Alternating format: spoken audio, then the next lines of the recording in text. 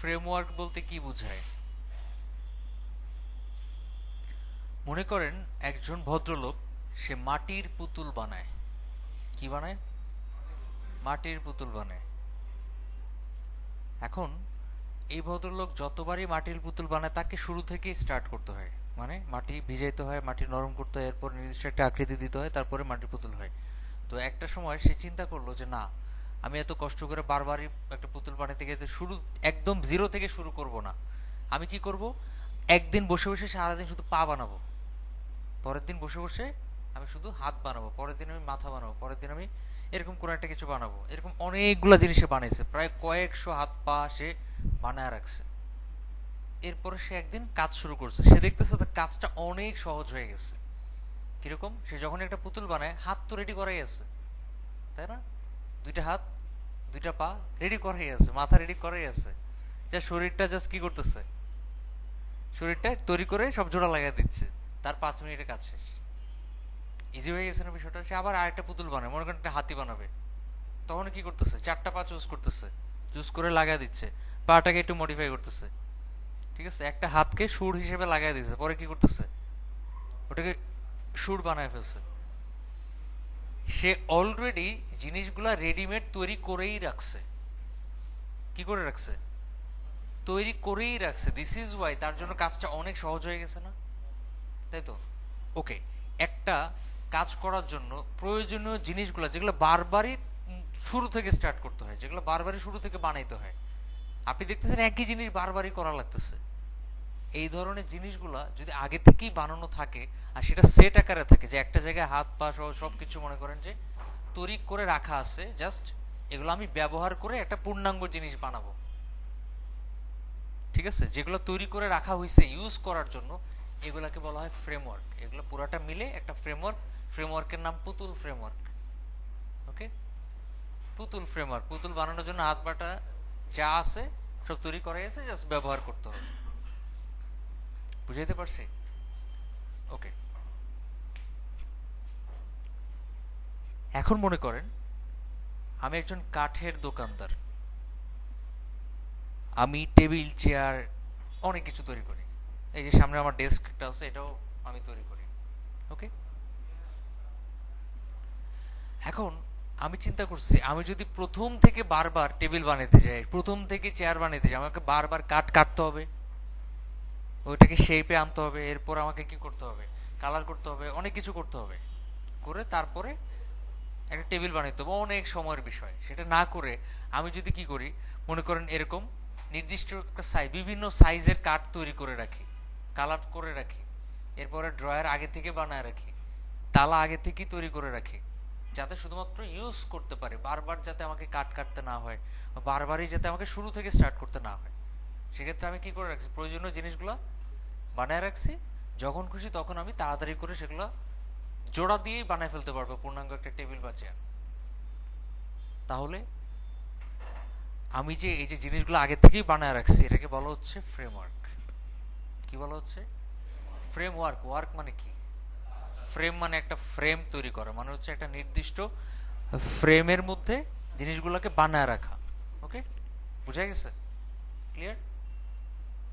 আচ্ছা, আমরা সিএসএস দিয়ে ওয়েবসাইট বানাচ্ছি, আমাদের বারবারই কালার দেওয়া লাগতেছে, বারবারই আমাদের প্যাডিং দেওয়া লাগতেছে, হিসাব করা লাগতেছে কতটুকু প্যাডিং দিলে পারফেক্ট হবে, বারবারই আমাকে ফ্লোট ইউজ করা লাগতেছে, ওভারফ্লো ইউজ করা লাগতেছে। যদি এমন হইতো যে একটা নির্দিষ্ট সিএসএস ফাইলের মধ্যে এগুলো আগে থেকেই করা আছে, এক একটা ক্লাসে দেওয়া আছে, আমি শুধুমাত্র ওই ফাইলটাকে কল করে যখন যেটা লাগবে ক্লাসটা বসা দিলে অটোমেটিক্যালি ওই স্টাইলটা পেয়ে যাবে। বুঝেন নাই? আবার বলতেছি, মনে করেন আমি ওয়েবসাইট বানানোর সময় মেনু বানাতে হয়, আমি যদি আগে থেকে একটা সিএসএস ফাইলের মধ্যে মেনুটা বানায় রাখি, যা যখন দরকার হবে শুধু ক্লাসটা বসায় দিব আর ওই সিএসএস ফাইলটা অ্যাড করে দিব, তাহলে আমাকে আর মেনু বানাতে হবে? মেনুটা অটো তৈরি হয়ে যাবে না? আবার মনে করেন যে ওয়েবসাইটের মধ্যে আমি বিভিন্ন ধরনের কলাম তৈরি করতে হয়, এই যে আমরা লাস্ট যে প্রজেক্টটা ওইখানে কলাম তৈরি করছি, 4টা কলাম ছিল, যদি আমি আগে থেকেই এগুলার স্টাইলগুলো তৈরি করে রাখি একটা ফাইলে, সেক্ষেত্রে আমি যখনই কোনো একটা ডিজাইন তৈরি করতে যাবো শুধু ওই ফাইলটা কল করে ওই ক্লাসটা ধরা দিলে তো ওই ক্লাসের মাধ্যমে অটোমেটিক্যালি স্টাইলগুলো পেয়ে যাবে, তাই না? সহজ হয়ে যেত না? কোড কপি পেস্ট করতে হবে না, কোড তো ফাইলে বানানোই আছে, জাস্ট ফাইলটাকে কল করে ক্লাসটা ধরায় দেব, যে এই ক্লাসটা দিয়ে দিলেই এই ক্লাসের মাধ্যমে ডিজাইন করাই আছে ফাইলে। বুঝা গেছে? সো এই যে একটা সিএসএস ফাইলের মধ্যে আমি আগে থেকেই ডিজাইনগুলো তৈরি করেই রাখছি, ওই ফাইলটাকে বলা হবে সিএসএস এর একটা ফ্রেমওয়ার্ক। আমি কি বুঝাইতে পারছি? ক্লিয়ার? ফ্রেমওয়ার্ক বলতে কি বুঝে তাহলে? আগে থেকেই আমি রেডিমেড ভাবে অনেক কিছু তৈরি করে রাখবো, শুধু ক্লাসটা ধরায় দেবো, সেটা অটোমেটিক্যালি ওই ক্লাসের মাধ্যমে ডিজাইনটা পেয়ে যাবে। কোনো কনফিউশন আছে? ওকে, আমি এত ভালো বুঝাতে পারি আমি জানতাম না। এনিওয়ে, প্র্যাকটিক্যালি যখন করবেন আরো ইজিলি বুঝতে পারবেন। ওকে, প্র্যাকটিক্যালি করে দেখাচ্ছি। দেখেন, সিএসএস এর অসংখ্য ফ্রেমওয়ার্ক আছে। আমরাও চাইলে ফ্রেমওয়ার্ক একটা তৈরি করতে পারবো। আমরাও চাইলে একটা ফ্রেমওয়ার্ক তৈরি করে নাম দিতে পারবো সুজন ফ্রেমওয়ার্ক, কোনো অসুবিধা নাই। সো আমাদেরটা অত বেশি স্ট্যান্ডার্ড হবে না, আমাদের মাথায় সবকিছু আসবে না যে কি কি রাখলে ভালো হয়। সো পৃথিবীর কিছু ওয়ার্ল্ড ক্লাস ফ্রেমওয়ার্ক আছে সিএসএস এর, যেমন মনে করেন যে বুটস্ট্র্যাপ, খুব জনপ্রিয় একটা ফ্রেমওয়ার্ক। ওকে, অথবা মনে করেন যে W3 ফ্রেমওয়ার্ক, এটাও সিএসএস এর একটা ফ্রেমওয়ার্ক। ঠিক আছে, w3.css। ওকে, ইয়াহু এর একটা সিএসএস ফ্রেমওয়ার্ক আছে, মানে বিভিন্ন কোম্পানি তাদের নিজস্ব ফ্রেমওয়ার্ক বানিয়েছে, যেমন মনে করেন পিওর সিএসএস, এটাও একটা ফ্রেমওয়ার্ক। আবার YUI লাইব্রেরি, এটাও একটা ফ্রেমওয়ার্ক। বিভিন্ন কোম্পানি আলারা কি করছে, বিভিন্ন ধরনের ফ্রেমওয়ার্ক বানিয়েছে। আপনি চাইলে যে কোনোটা ব্যবহার করতে পারেন, সবগুলোর কাজ মোটামুটি একই রকম, জাস্ট ডিজাইনগুলো আলাদা। বুঝা গেছে? যেমন মনে করেন যে পিওর সিএসএস, এটা ইয়াহু কোম্পানিওয়ালারা বানিয়েছে, yahoo.com। ওকে, মনে করেন এখানে আমি এই যে বাটনে গেলাম, দেখেন এখানে বিভিন্ন টাইপের বাটন আছে। এই বাটনগুলো তৈরি করার জন্য শুধু ক্লাসটা ধরা দিলে অটো বাটন তৈরি হয়ে যাবে। আবার মনে করেন টেবিল, এই যে এই টাইপের টেবিল, জাস্ট ক্লাসগুলো দিয়ে দিলে অটো টেবিল তৈরি হয়ে যাবে। আবার মনে করেন ফর্ম, আপনাকে খুব বেশি বুঝতে হবে না, জাস্ট এতটুকু মনে রাখেন এগুলো হচ্ছে এক্সাম্পল। যখন আমরা প্র্যাকটিক্যালি দেখবো এমনিতে বুঝতে পারবো। ওকে, যেমন মনে করেন এই যে একটা ফর্ম, এখন আমি আরেকটা টেবিল, আরেকটা ট্যাবে গিয়ে বুটস্ট্র্যাপ লিখে একটা সার্চ করি, এটা একটা ফ্রেমওয়ার্ক সিএসএস এর, getbootstrap.com। তো এদের আমি ডকুমেন্টেশনে যাই, যাওয়ার পরে এখানেও দেখবেন বিভিন্ন কিছু দেওয়া আছে, যেমন লেআউটে যাই একটু। আচ্ছা, এদেরটা তো খুব ফাস্ট ছিল, এটা স্লো কেন? ওকে, আচ্ছা আমি কন্টেন্টে যাই। এই কন্টেন্টে কি কি আছে, এই যে মনে করেন এখানে ফর্ম আছে, যে ডান পাশে ফর্মে ক্লিক করলাম, দেখেন এতে ফর্মটা দেখতে কেমন।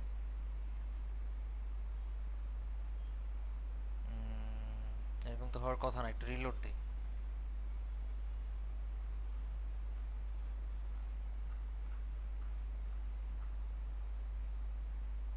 আচ্ছা, এটা আসতে প্রচুর সময় নিচ্ছে। যাই হোক, আপনি এরকম বিভিন্ন ফ্রেমওয়ার্কে যাওয়ার পরে দেখবেন যে এরকম বিভিন্ন কিছু তারা আগে থেকে বানিয়ে রাখছে, যেমন বাটন বানিয়ে রাখছে, টেবিল তৈরি করে রাখছে, মেনু তৈরি করে রাখছে।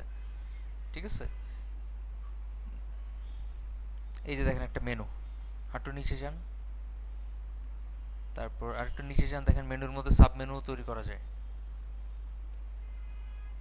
এরকম মেনুও বানানো যাচ্ছে, বিভিন্ন টাইপের মেনু তৈরি করা যাচ্ছে। সো ফ্রেমওয়ার্ক কালাররা যেটা করছে সেটা হচ্ছে বিভিন্ন কিছু যেটা আমরা রেডিমেড সবসময় ব্যবহার করতেই হয়, কলাম তৈরি করতেই হয়, মেনু তৈরি করতেই হয়, ওগুলা কি করে রাখছে, তৈরি করে রাখছে, শুধুমাত্র আমরা ব্যবহার করব। বুঝা গেছে? এগুলোকে বলা হয় ফ্রেমওয়ার্ক। আমরা পরবর্তীতে যখন জাভাস্ক্রিপ্ট শিখবো তখন জাভাস্ক্রিপ্ট ফ্রেমওয়ার্ক সম্পর্কে ধারণা নেওয়ার চেষ্টা করব।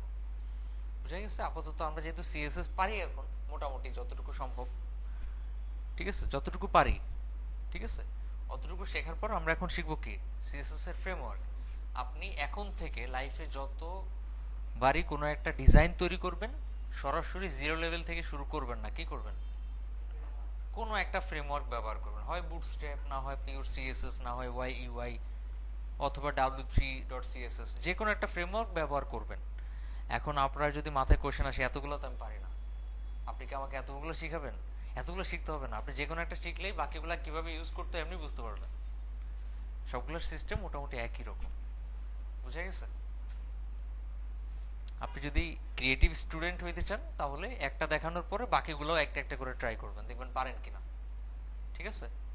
আর আপনার যদি মনে হয় যে না আমি অ্যাজ ইউজুয়াল স্টুডেন্ট, যতটুকু দেখেছেন অতটুকুতে আমি খুশি, তাহলে ঠিক আছে, কোনো অসুবিধা নেই। আমি যতটুকু দেখেছি অতটুকু শিখলেও কাজ করা যাবে, টেনশনে কিছু নাই। ঠিক আছে? হ্যাঁ আপনি। হুম হুম হুম। সবচেয়ে ভালো যেটা সেটাই তো দেখাবো, বুটস্ট্র্যাপ। ঠিক আছে? বুটস্ট্র্যাপের সবচেয়ে বেশি ব্যবহার করা হয়, এই জন্য এটাই দেখাবো আমি। আপনারা যে কোনো একটাতে এক্সপার্ট হইলেই হবে।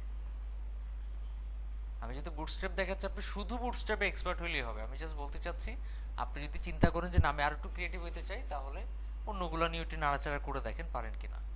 ঠিক আছে? সবগুলোর সাথেই ডকুমেন্টেশন দেওয়া থাকে কিভাবে ব্যবহার করতে হবে। আচ্ছা যাই হোক, এখন আমরা শুরু করবো কিভাবে বুটস্ট্র্যাপ নিয়ে কাজ করতে হয়।